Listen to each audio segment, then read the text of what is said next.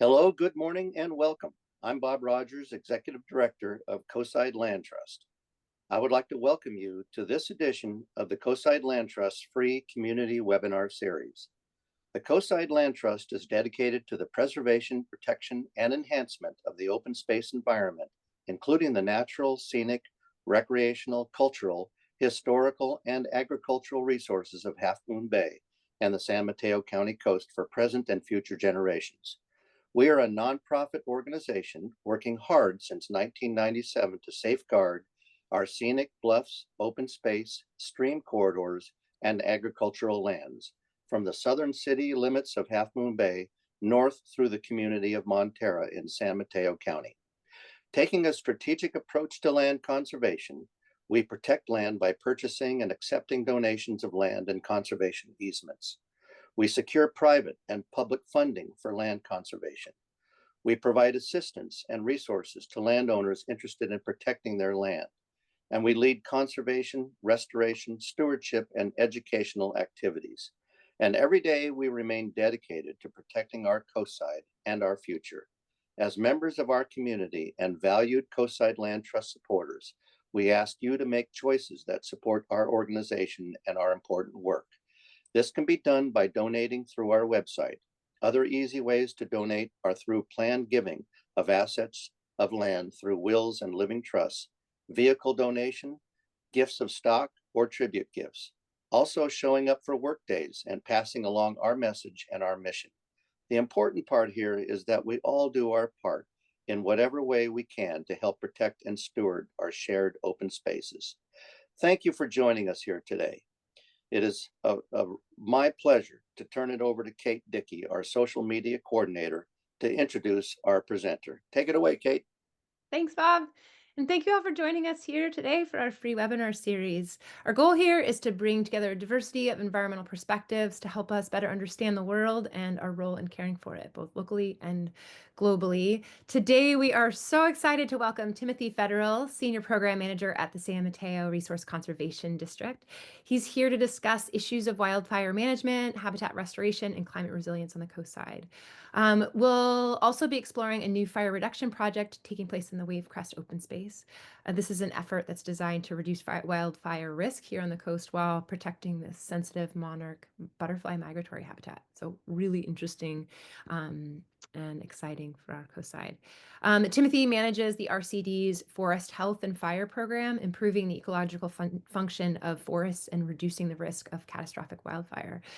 Before working for the RCD, Timothy worked for 13 years managing stewardship and restoration programs at the Golden Gate National Recreation Area and Point Reyes National Seashore, implementing restoration projects at 53 national park units in conservation areas from the northern slope of Alaska to the borderlands of Arizona. Beyond RCD, Timothy manages environmental compliance for the Burning Man project, where he coordinates permitting with federal, state, and local agencies for this humongous, incredible Leave No Trace event. So we're really excited to hear him speak. Just a couple of ground rules, though, before we get started, which is that please, if you have questions, please type them into the Q&A section. This will allow us to answer your questions at the end. We'll have a formal Q&A session at the end where we'll get to ask Timothy these questions, and as many questions as we can answer during that time will be answered. So thank you all so much for being here. Thank you so much, Timothy Federal. Are you ready to get started? I am, thank you. Go ahead and share my screen.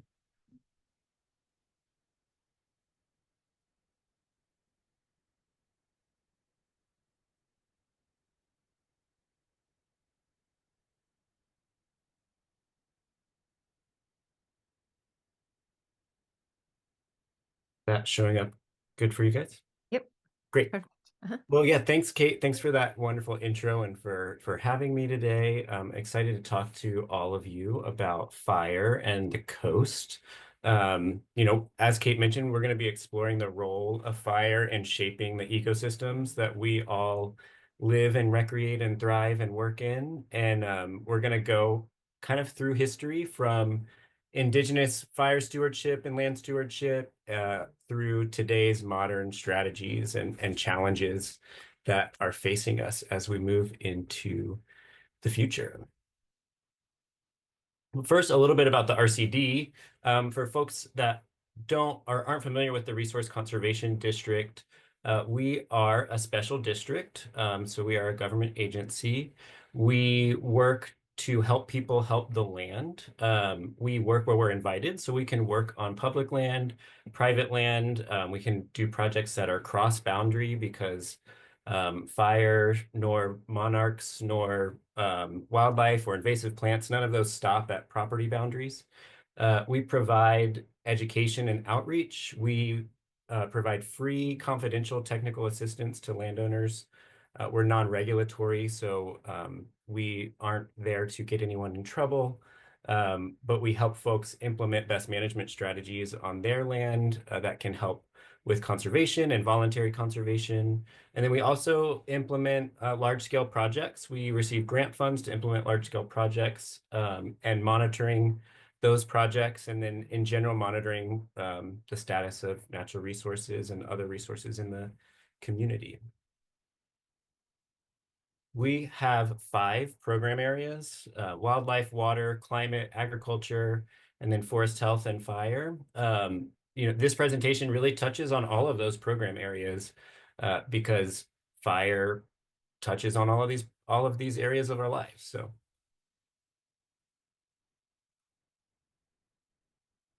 today, as I mentioned, we're going to be talking about fire on the coast. So we're going to go through kind of an overview of the upland coastal ecosystems on the coast side, the importance of fire in shaping those landscapes, and then the challenges that we're facing today in the world of wildfire management and catastrophic wildfires. The goals are really to understand the history and ecology of fire, and then look towards a future of resilience. We are not an emergency management agency. There are plenty of large agencies such as CAL FIRE, the Fire Safe Council, that are really experts in some of the regulatory environment about wildfire. So this is going to be really focused on an overview and a deep dive into ecology and the role of fire in the past, and how the lack of regular disturbance in these landscapes has created a risk that needs management strategies for the future. But it's impossible to have this conversation without talking about the fact that California was inhabited for time immemorial by the original peoples of California, and the role of indigenous stewardship in our landscape. This is a mural of Piristak, which was a Ramaytush village in what is now Pacifica. And indigenous people lived in community with the land and implemented fire as a tool for management on a regular basis, along with a lot of other native stewardship practices and traditional ecological knowledge. And one reason we're in the situation we are today, with many catastrophic wildfires happening in California, is the removal of those indigenous stewardship practices from the landscape.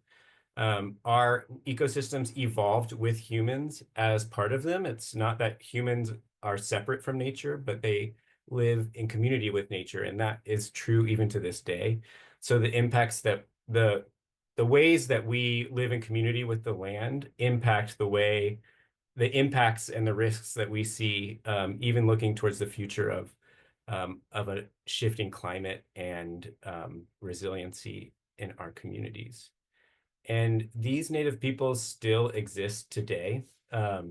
So it's often, discussed as if indigenous stewardship was a thing of the past that was lost in perpetuity, but indigenous people are still here, and they have ecological knowledge and traditional ecological knowledge that should be valued and listened to. And the reintroduction or the emphasis of traditional ecological knowledge and indigenous stewardship is really important as we talk about strategies for the future.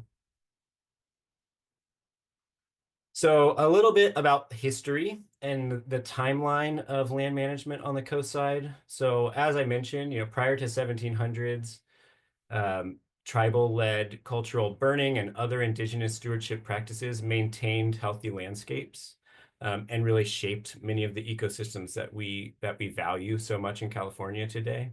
Around the period of Spanish colonization and the mission period, those tribes were forcibly removed from the land, and those indigenous stewardship practices were lost and in many ways outlawed. But grazing was introduced to the landscape, and that kind of took the role. It didn't replace the role of fire, but it was a form of disturbance that kept some of our landscapes, such as grasslands, in kept them alive, kept them as grasslands versus converting into coastal scrub. And we'll talk a little bit about that later. Starting around 1900, and before that even, there were policies around fire exclusion and fire suppression. So prior to that, where naturally occurring wildfires that were caused by lightning strikes were not put out, right? They didn't have the resources to put them out, and many times, but they were not extinguished as they are today. But additionally, the cultural burning that was done by tribes was outlawed. And around that same time, or during that same period, we had clear-cut logging introduced to California, and also eucalyptus groves were planted on the coast side for a variety of different reasons. From about 1950 to 2000, these are rough timelines, so don't pay too attention to either end. It kind of everything shifts along a timeline. Urban development along the coast side expanded. The lack of regular fire or fuel management led to an accumulation of fuel loads, which increased the fire risk. And then getting towards today, we've kind of turned a corner, I think, towards recognition of that active management is necessary in order to live in the ecosystems in which we do and minimize risk and maximize resiliency. And a recognition, as I mentioned, of indigenous fire knowledge and indigenous traditional ecological knowledge began to return. And so when we look towards the future, I think blending traditional ecological knowledge, fire stewardship or fire surrogacy, which we'll talk about a little bit, with the best available science that we have is the best strategy that we can look towards to building a resilient future. So I'm going to give a brief overview of what we call the upland ecosystems along the coast. Upland means not wet, basically. So these are kind of large scale ecosystems. We're not going to talk about wetlands or riparian corridors for the purposes of this presentation, but we're going to look at grasslands and coastal prairie, coastal scrub, oak woodlands, and evergreen forests. And as I mentioned, all of these ecosystems look the way they do today because of the relationship with humans in the past. And many of the plants that we see today evolved with what we call periodic low intensity disturbance. So they have the plants have developed strategies to respond to things like wildfire or fire surrogates.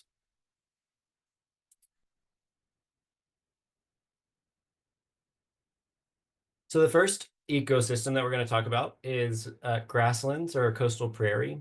These areas are really biodiversity hotspots. They've got tons of different types of wildflowers and grasses. Originally, they were dominated by perennial bunch grasses such as purple needlegrass and wild rye.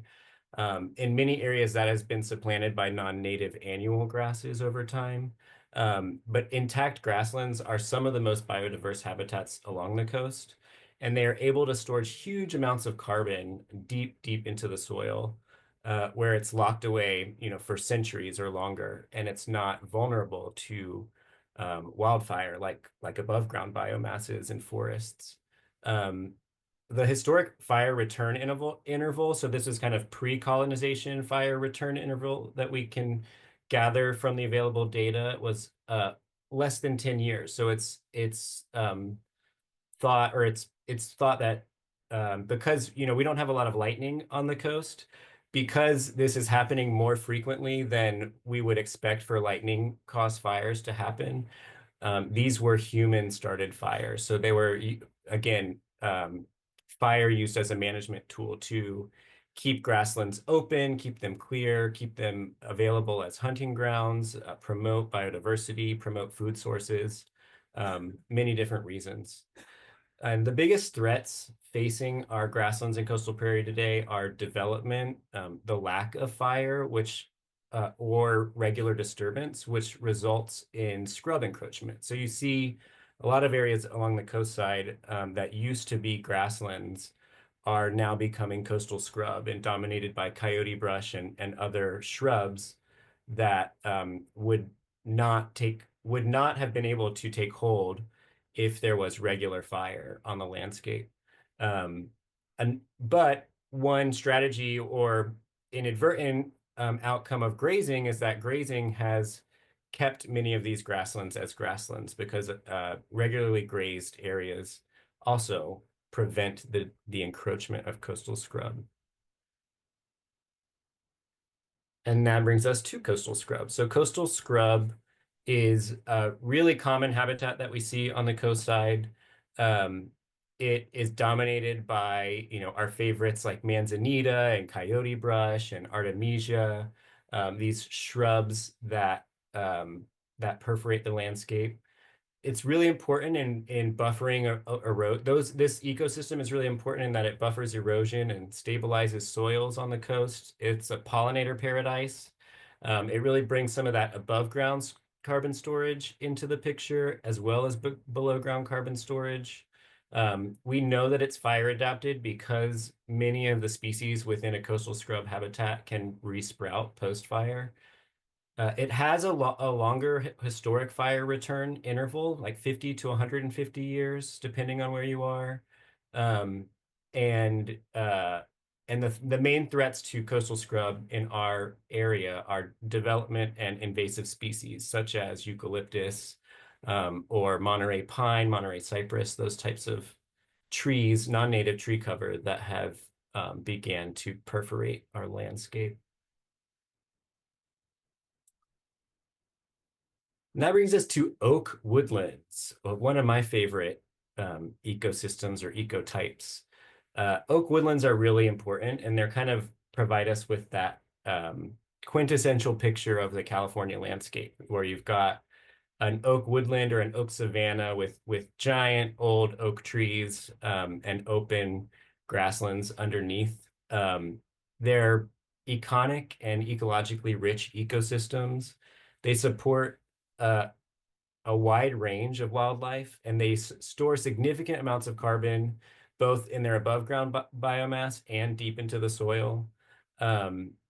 Fire has historically played a key role in maintaining healthy oak woodlands.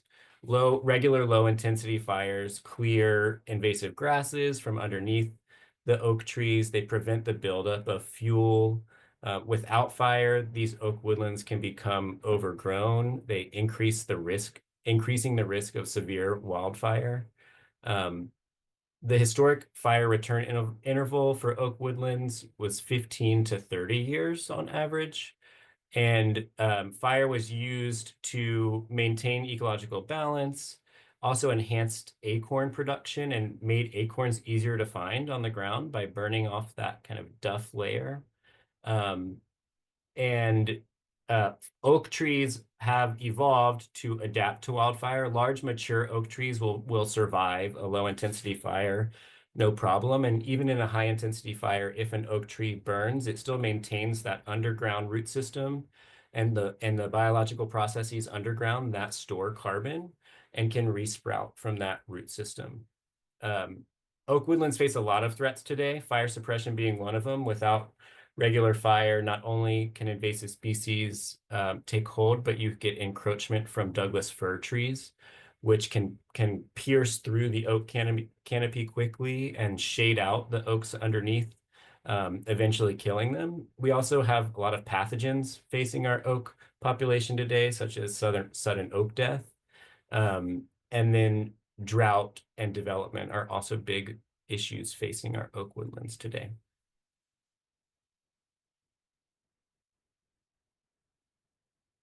And that brings us to our evergreen forests, which in San Mateo County, especially coastal San Mateo County, that really means redwood and Douglas fir forests, or at least forests that are dominated by redwood and Douglas fir.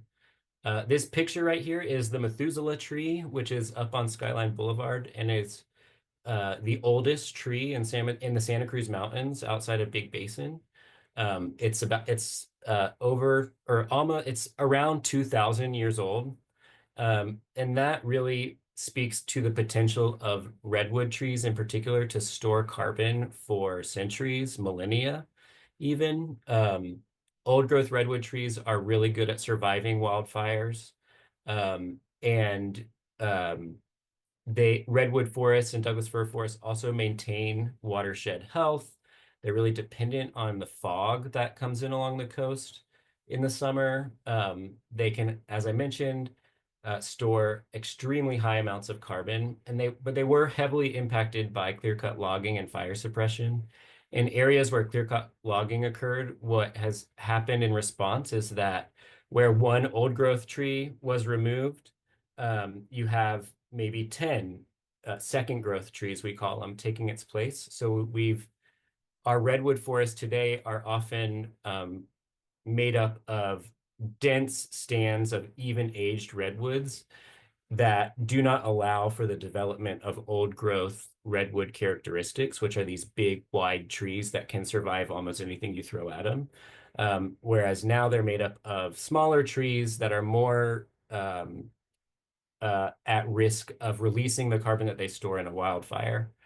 The historic fire return interval for redwood stands was around 6 to 25 years. And the threats facing our redwoods today are drought, catastrophic fires, so not beneficial fire, but fires like we saw in 2020 with the CZU lightning complex that were fueled by an overgrowth or an overstocking of understory material and fuels created by a century of passive management, and also fueled by the legacy effects of clear-cut logging. And then climate change is a threat to all of our ecosystems, but especially redwoods when we think about their dependence on coastal fog. And then we have our non-native forests. So this is eucalyptus, Monterey cypress, Monterey pine, acacia trees. As I mentioned earlier, they were planted in the late 1800s, early 1900s, as they were thought that they might be good for timber. They were planted for landscaping because they are beautiful trees, and also for windbreaks. Eucalyptus in particular have proven to be pretty aggressive in that they expand their populations very quickly. And while they can store carbon quickly above ground, they are highly flammable. So that carbon storage is volatile. If those eucalyptus trees burn, that carbon is released back into the atmosphere. They also suppress native biodiversity because they create monocultures, and they also are allelopathic, meaning they put chemicals into the soil that prevent other plants from sprouting and growing. And they have volatile oils. A lot of people speak to the flammability of eucalyptus trees because of the oils in their bark. And overall, they do increase wildfire risk, and they, as I mentioned, provide less stable long-term carbon storage than our native ecosystems, even native grasslands and coastal scrub, which where eucalyptus stands exist today were most often native grasslands or coastal scrub in the past. They have limited habitat value, although raptors and monarchs have been found to enjoy eucalyptus stands, and management is complicated. It's costly to remove these trees. It's controversial because they've become a iconic piece of the coastside, and it's complicated. There's steep slopes involved. There's regulatory compliance involved. There are all sorts of obstacles in the way of eucalyptus removal. And so it's an important conversation to have when we talk about how do we find balance in many of our ecosystems, which have over time become very out of balance.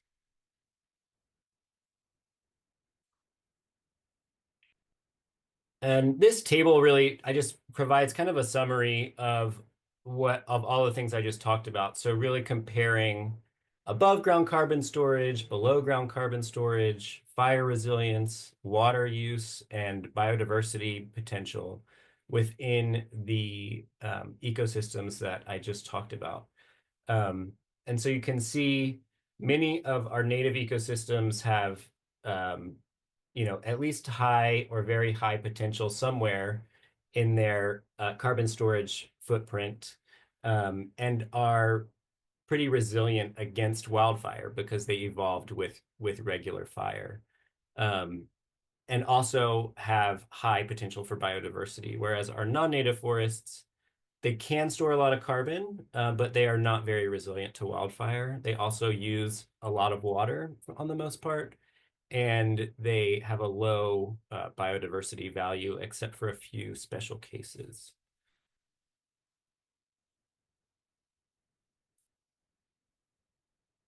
So now we're going to talk a little bit about strategies for resilience. What can we do as a community, as a whole, as humans, to build resilience into our landscapes and protect not only our communities and our homes, but also our forests and our natural resources. And so I'm going to talk about this with a lens on three different geographic settings: the wildland urban interface, which is the area where the built environment intersects with the wildland or open spaces, and then within the urban and residential environment. So the built environment are neighborhoods, what people can do on their own properties to build resilience. So let's look at the wildland first. The wildland is, open spaces, forests. In our area, it's often either owned and managed by public land agencies or land trusts, such as county parks, Mid-Peninsula Open Space District, Coastside Land Trust, Peninsula Open Space Trust, and also by private entities, such as developers or investment companies. So what are some strategies for building resilience against wildfire in our wildland settings? Well, first, what is the risk, right? Because these areas evolved and developed over a long period of time with regular intensity fire, especially in our redwood system, 6 to 25 years. If you put that, say we've been stopping fire for 150 years, that means many of our redwood systems have missed anywhere from 5 to 10 fires, maybe even more. And that means that there's 5 to 10 fires worth of fuel built up in the understory of these ecosystems, right? And so there is a need for fuel management. Our coastal ecosystems and the seasonality, the Mediterranean seasonality, doesn't really lend itself to rapid biodegradation of biomass. So if it falls on the forest floor, it's going to stay there for a long time, and it will build up over time, which is one of the reasons why we have catastrophic wildfires and why wildfires in a forest system will often become what, instead of a ground fire, they will evolve into a crown fire, which is harder to manage, it's more dangerous, and is risky for neighboring communities. So some of the strategies that can be used in wildland settings are using grazing or mechanical thinning to reduce fuel loads. On the right at the bottom picture there, this is a photo of work that we've done in Butte State Park that the RCD managed in partnership with California State Parks and was funded by CAL FIRE. So on the left, you can see that that's a forest stand that was not treated, and that's kind of how the forest looked when this project began. And on the right is what it looks like immediately after we've treated an area. So the treatment for this area was mechanical thinning. So coming in with masticators, which are pieces of heavy equipment that can grind up vegetation, and reducing some of that understory fuel load. And then the photo on top is what a treatment area looks like, 1 year post-treatment. So you can see that the understory is starting to recover quickly. It's green. It doesn't look like, a pile of wood chips like it might look at the on the bottom picture. So because our vegetation is adapted to this low intensity disturbance, it is able to recover quickly from the work that we do.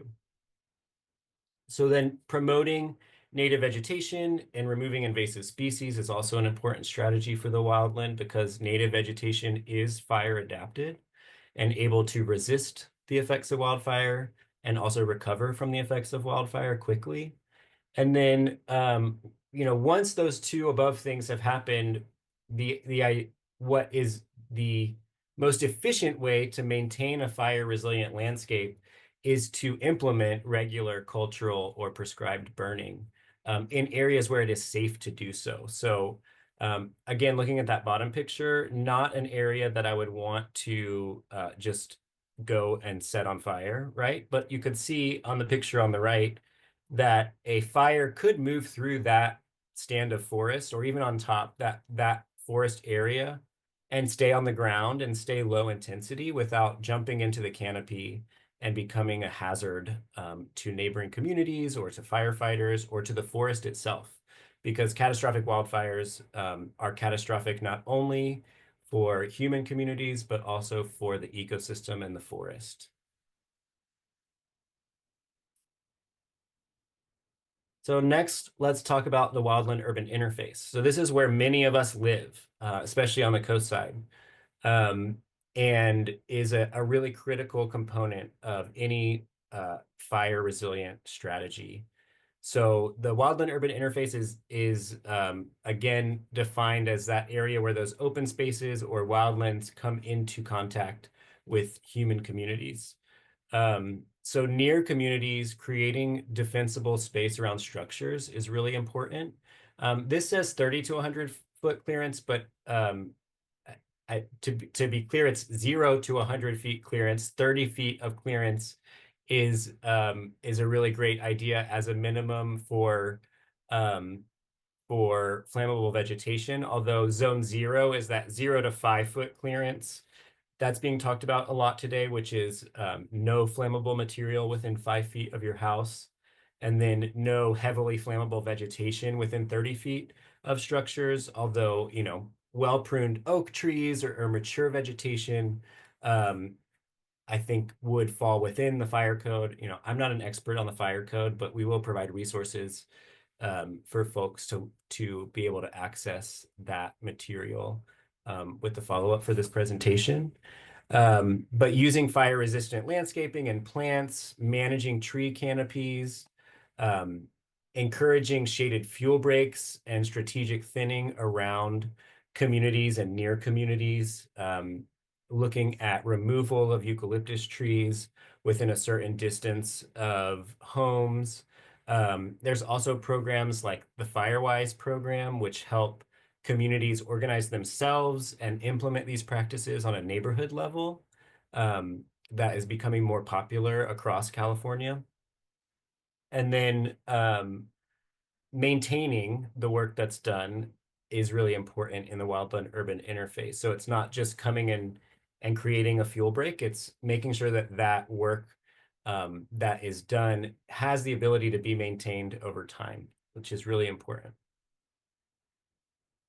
Because our coastal vegetation does resprout, the need for maintaining this work, it depends on where you are, but is often on like a 5 to 10-year timeline of coming back and basically redoing the shaded fuel break work, which should be, less expensive to maintain than it is to implement on the first round. Then we're talking about urban and residential settings. So again, fire landscaping, drought tolerant and low flammability plants, making sure we're talking about community evacuation planning and public education, and home hardening. Home hardening is talked about a lot, and it is a really important strategy for residential environments. But it should be mentioned that home hardening does protect structures. It doesn't protect forests from wildfire. And so these strategies in these different settings that I'm talking about should all be looked at holistically and in relationship with each other, right? Doing forest management also protects forests and enhances biodiversity, but it also protects adjacent communities. Home hardening may protect forests if it prevents a fire ignition from within a community from spreading to a forest, but well-managed forests can accept fire without it becoming catastrophic. So it is a holistic viewpoint that I'm taking here, and the need for all of these strategies to occur on a landscape level. And then one example of this work that's happening locally on Coastside Land Trust land is the Wavecrest Fire Resiliency Project. So this is a really cool project in which it's funded by the Coastal Conservancy, and the RCD has worked with the Xerces Society to really develop guidelines for fuel mitigation within monarch habitat. So one interesting thing about eucalyptus is that monarchs have started to use it on a pretty limited scale in the coastside, but it has happened in a few groves that monarchs have started to use it as overwintering habitat, but only in a few groves that we know about. One of those groves being at Wavecrest. And so this project will be happening this summer. The goals are to increase wildfire resilience in near coastal neighborhoods, and then protect this one eucalyptus grove that does have overwintering habitat for monarchs or confirmed monarch presence in the wintertime. Protect that specific grove from being impacted by a large fire.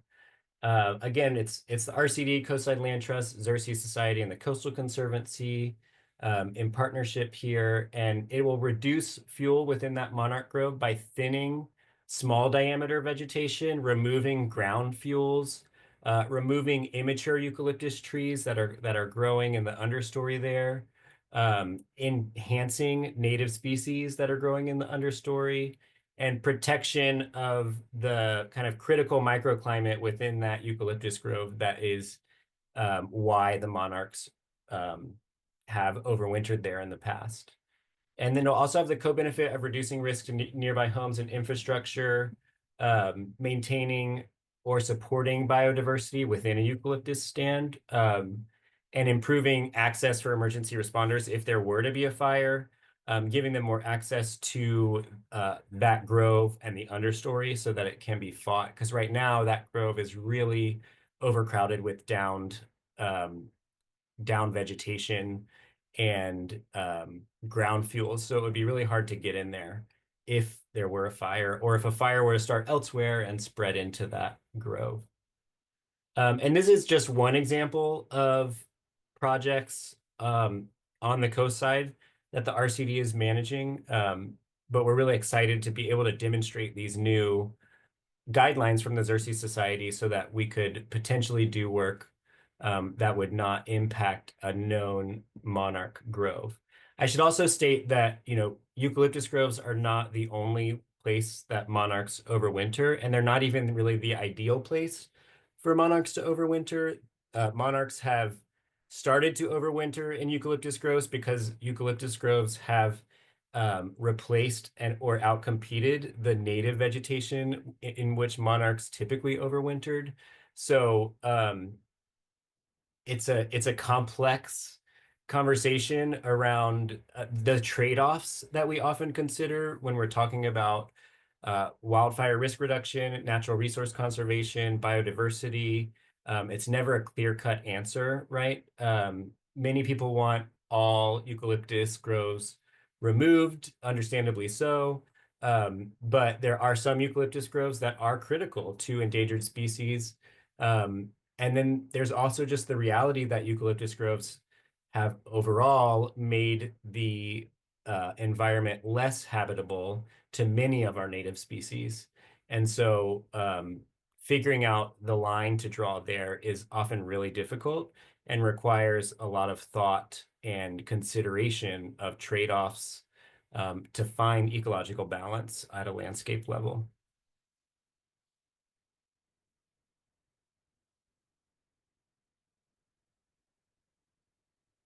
And I just wanted to mention a few other RCD projects in this realm. So we do work on landscape scale forest health projects. Most of that work has been in the large forested areas, or the large contiguous forested areas in the southern part of the county. We've done large scale forest health projects in Butno State Park, at the Girl Scout camp in next to Butno State Park, Camp Butno. We've also done forest health projects in Hutter and Wunderlich Park over on the Bayside, near Woodside.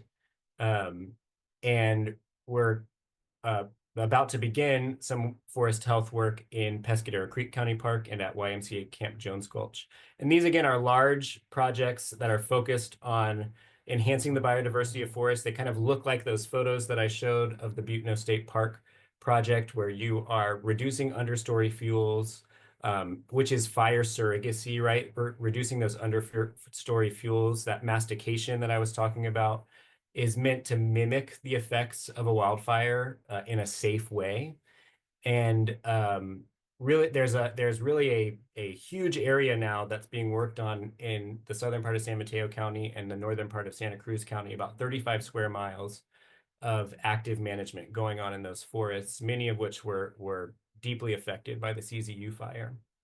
On the coast side, we've worked with county parks to implement fuel breaks in Quarry Park to increase access for firefighters in the event of a fire, give them a better chance at containing a fire within Quarry Park. We're also in the beginning stages of a project along Highway 92 on the Bayside to reduce fuel next to the road, which is a critical evacuation route for the mid-coast. Similarly, we are in the beginning stages of a project at Pedro Point, which would also look at reducing fuels next to Highway 1, specifically eucalyptus along a critical evacuation corridor. And we are about 70% done with a fuel break around the community of La Honda in the southern part of San Mateo County, which came very close to experiencing the CZU fire just a couple of miles away. And that project is funded by CAL FIRE. Highway 92 and Pedro Point are funded by the Coastal Conservancy, and so was the fuel breaks in Quarry Park, although CAL FIRE did fund some projects in Quarry Park around 2019. And most of the forest health work that we do is also funded by CAL FIRE. And some resources that we'll make available to you. There's Fire Safe San Mateo County. That's the Fire Safe Council that covers most of San Mateo County. We work in partnership with them for the Neighborhood Chipper program. Many of you have used our Neighborhood Chipper program on the coast side or worked with Eddie Sanchez, who manages our Chipper program. That's a program where we provide defensible space assistance for areas in the wildland-urban interface by a you cut, we chip system. So if folks are able to cut and stack vegetation, we will come by, hire a contractor to come by and chip it for free.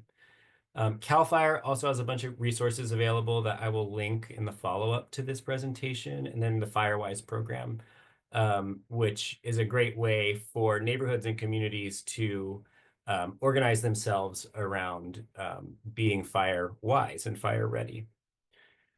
So that is all I have for my presentation today. I'm happy to take questions, and it's been great talking to you guys. Thank you so much. We got a few questions here. And maybe I'd start off with a couple of questions about can you hear me okay? Yeah. Okay. About Quarry Park. So a couple of folks are asking about RCD's involvement in Quarry Park, and if you think there's hope that we could transition the eucalyptus in Quarry Park to something other, whether that would be this, actually Greg was talking about, do you think we could transition it to redwood or oak? That's a great question. Quarry Park is a county park, so it's managed by San Mateo County Parks. The RC doesn't manage Quarry Park. Our role in that has been, we've secured grants and managed, in partnership with county parks, managed projects that have occurred in Quarry Park. So I couldn't speak to, the management implications or make any decisions about what happens in Quarry Park. I will say that replacing all of the eucalyptus in Quarry Park with native vegetation would be very expensive, because eucalyptus trees are very expensive to remove. And there's also a question of biomass management. So where all that wood goes is, and that's true for many of our projects on the coast, and it's something we're kind of grappling with as a region, is because our ecosystem doesn't lend itself to biodegradation. You've got to find a way to manage that wood. And folks may remember the curtain burners that were in Quarry Park or in Murata East last year that that used some of that, managed some of that biomass by burning it in these machines that created ash, which actually was a really high quality product that we were able to find a location to take at a local school because they were using it in their garden program. But it's complex, right? And that would be a massive undertaking. I can just say that as a statement of fact. Although, I guess nothing's impossible. But I would be hesitant to make any management decisions for San Mateo County Parks. A couple actually were asking about ivy in the redwood trees. Does ivy lead to the crown fires? Does that kind of move? Yeah, that's a good question. English ivy, I'm assuming they're talking about English ivy, which commonly is found in landscaping in residential areas and does grow up redwood trees. I haven't seen it create really a ladder fuel for wildfires, ladder fuels are, what can carry a ground fire into the canopy. Although, I think the potential is there. If we were to, in our projects, if there is ivy that is creating a ladder fuel, or if it's really creating a big hazard, sometimes we can remove it, basically disconnect it from the canopy. But it really regrows really quickly. But English ivy also has a pretty high water content, so it's not super flammable. So I would say the risk is not zero there, but the most, I would say the most pressing concerns around ladder fuels are more dead and dying trees, fallen branches, fallen limbs that have piled up over time, and then lots of immature trees, immature evergreen trees such as Douglas fir or smaller redwoods that kind of occupy that intermediary space and put wood in between the ground and the landscape, as opposed to vining plants. A couple other questions about the eucalyptus. So one of our participants is asking, if you planted oak and redwoods along with the coast within the eucalyptus forest, would they compete well with the eucalyptus? I don't think so. I don't think they would compete well with the eucalyptus, partly because eucalyptus grow very tall, very fast.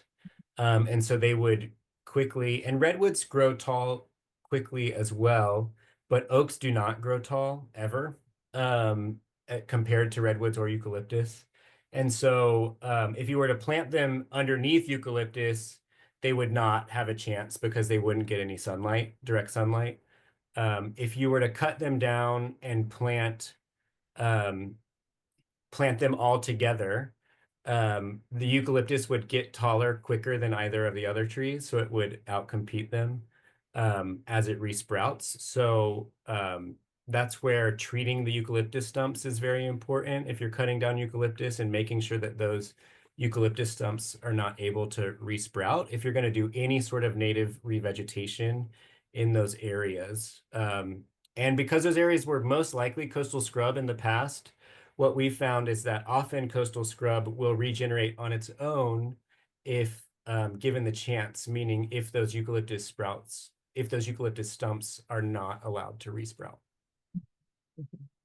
Someone had asked, and I think just to kind of share the Xerces Society, and I think you did share this, but it's the invertebrate conservation organization, and they're looking at pollinator conservation, endangered species conservation, reducing pesticide use, and so we're really looking at a lot of the bugs that are in our area. But a couple of questions about the monarchs. Could you talk a little bit about the project, a little bit more about sort of the impetus and the specific things that you're going to be doing within the project for the overwintering habitat? Yeah, definitely. So I guess they're also asking who's going to be doing the physical work there. Can they get yeah, involved? so there's one specific grove at Wavecrest in which this work will be occurring, and I think it's the only grove that monarchs have been seen to overwinter in on the mid-coast or on the coast side, or one of like maybe 2 or 3 groves in which monarchs have been seen.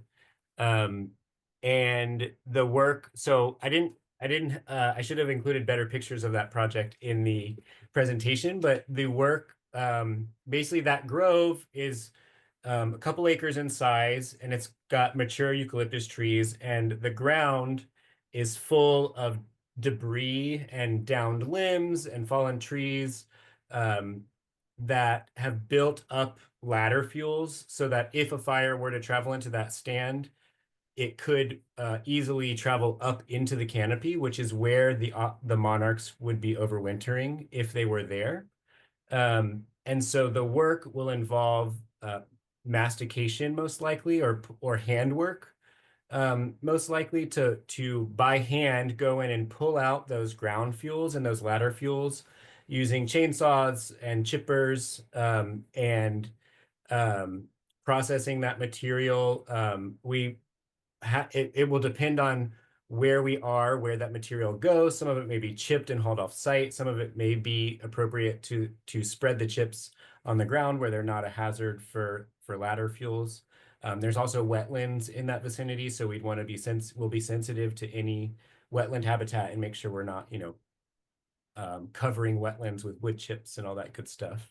And so that's really the goal, is to remove those ladder fuels and then thin out any immature eucalyptus that are growing in the understory to ensure that, one, that eucalyptus grove doesn't get bigger and threaten the neighboring wetlands and coastal prairie, and two, make sure that those immature trees don't become ladder fuels that could carry a fire into the canopy. And then who will be doing the work? We will be hiring a contractor to do the work. We haven't awarded that contract yet, but it would be a contractor under the management of the Resource Conservation District. Okay, thank you. The question about the eucalyptus stumps, what is the most eco-friendly option for treating the eucalyptus stumps? Is it Yeah.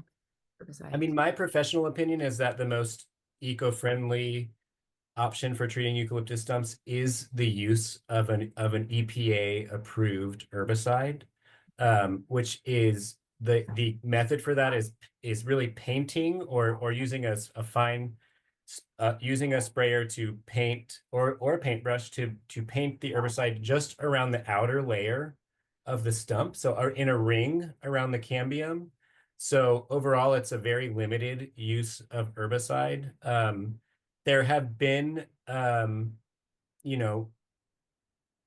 experiments around other methods to control eucalyptus stumps, such as wrapping them in plastic or some other type of material that has, in my experience, shown limited effectiveness and also requires more time spent by workers in dangerous environments.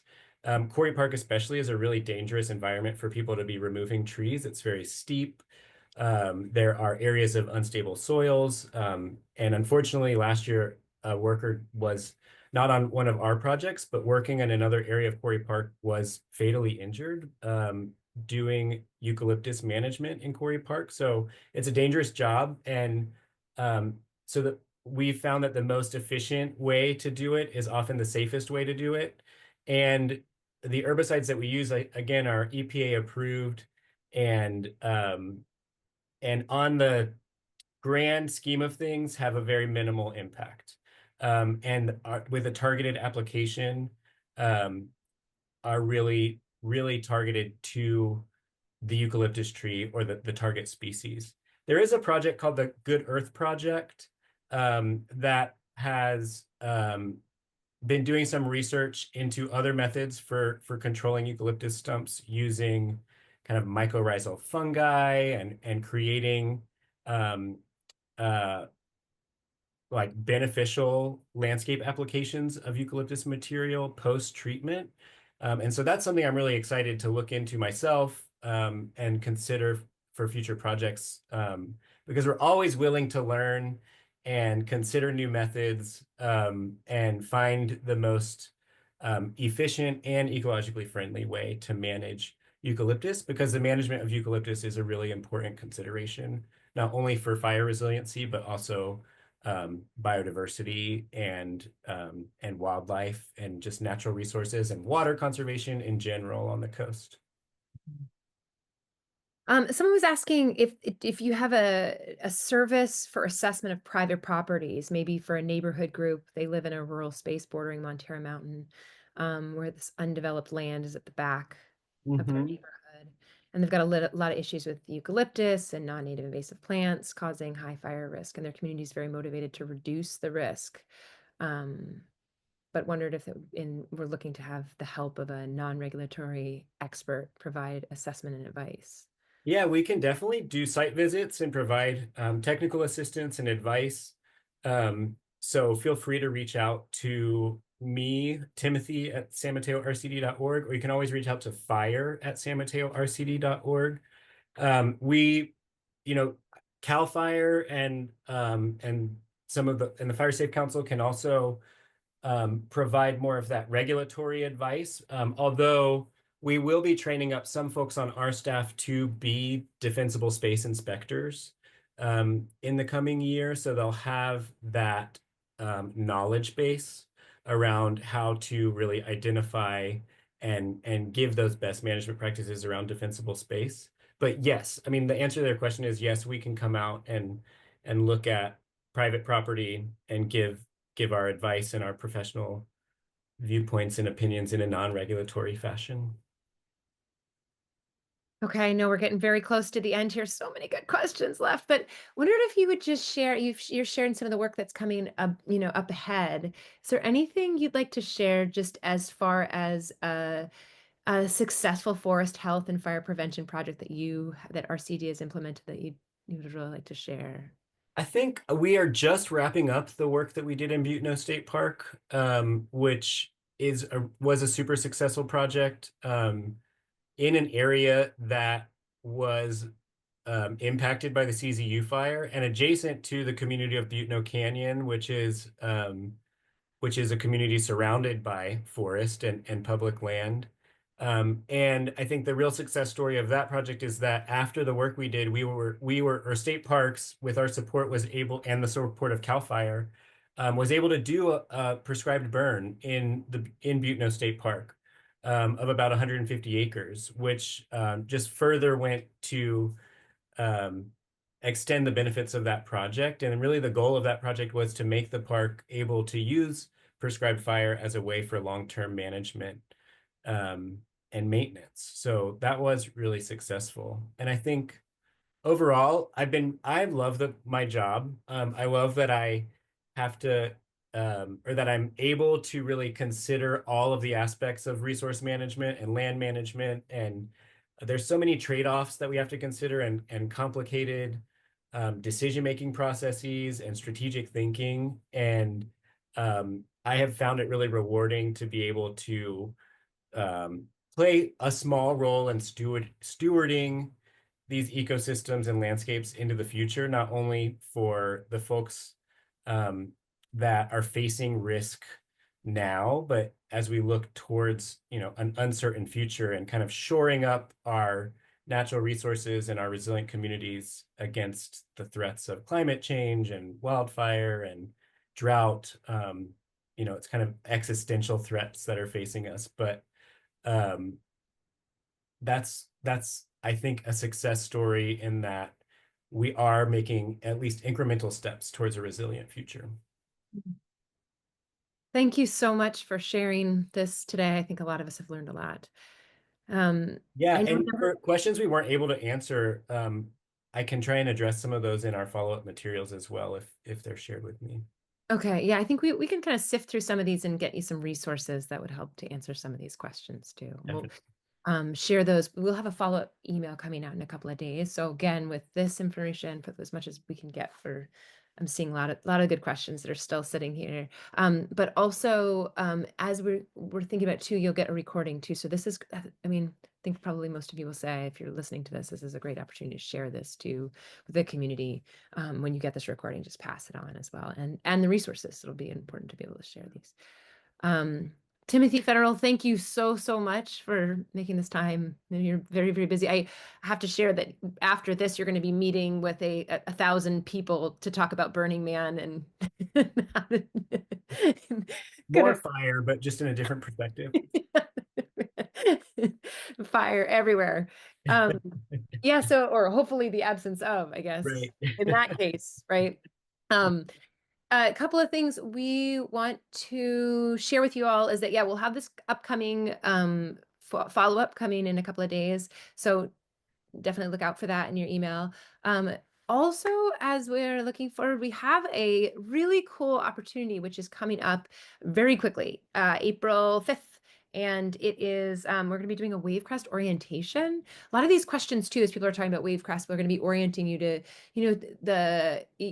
a number of different parts. We're looking at the physical, the geology, and also looking at the ecology of Wavecrest. We'll be getting to hear a little bit about the trail, and certainly we'll be addressing the Monarch project. So, and also that'll be a chance for us to do some bird watching together and some nature journaling together. So please, if you have time on that Saturday, to come and join us, it's from 10 to 12. It's $15 registration, and that's just to cover the costs, to get us out there. It should be a really neat opportunity for people to come out in the community. So share the word too, if you're interested, and get other folks out there too. Which Saturday? Say that again. Which Saturday is it? It's the 5th, April 5th. So yeah, you come. Yeah. We won't ask you too many questions. Wear a hat. No, recognize you right away. And yeah, so we are, we're looking forward to that. We've got another couple of webinars coming up. Actually, Kellex, who's the executive director with RCD, will be coming in a couple of months, and she's going to be talking about water. So it'll be an interesting one for us too. So keep your eyes out. Keep checking in with our social media. Hope you guys enjoy this beautiful, beautiful day. Hope you can get out in it today here on the coast. And we will look forward to the next time that we connect. But thank you for making the time today. Thank you. All right. Have a wonderful Saturday, everyone. Bye.